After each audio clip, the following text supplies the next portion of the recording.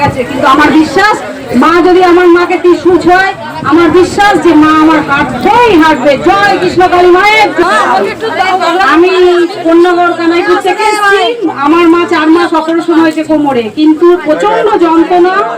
Doctor আবার দেখিয়েছি, doctor বললো কিছু বোঝা যাচ্ছে না, তাই নাম জপ করে মা যে ঘরে শোয় সেই সোজাসুজি আমি মায়ের ফটো রেখেছিলাম। মা জপ করে সেই যন্ত্রণা অনেক ভালো হয়েছে, কিন্তু আমার মা এখনো হাঁটতে পারছে না, 5 মাসে পড়ে গেছে। কিন্তু আমার বিশ্বাস মা যদি আমার মাকে ত্রিশূল ছয়, আমার বিশ্বাস যে মা আমার হাঁটবেই হাঁটবে। জয় কৃষ্ণ কালী মায়ের জয়, জয় সোনা মায়ের জয়, জয় মঙ্গলা মায়ের জয়।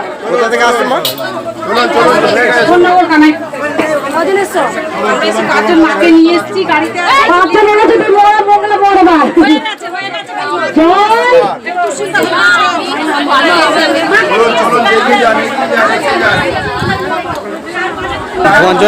আমি হালিশহর থেকে এসেছি। আমি অনেক রকম ভাবে মায়ের কাছে ইউটিউবে দেখে আমি জব করতাম এবং আমি উপকার পেয়েছি। আমার ছেলে একটা ভীষণ বিপদের হাত থেকে বেঁচেছে, মাই বাঁচিয়েছে।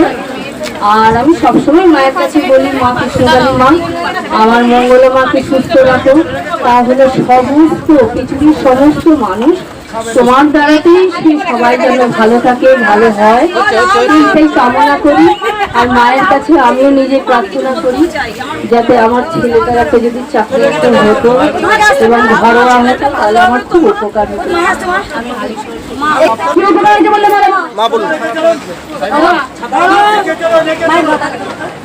আমি অনেক উপকার পেয়েছি।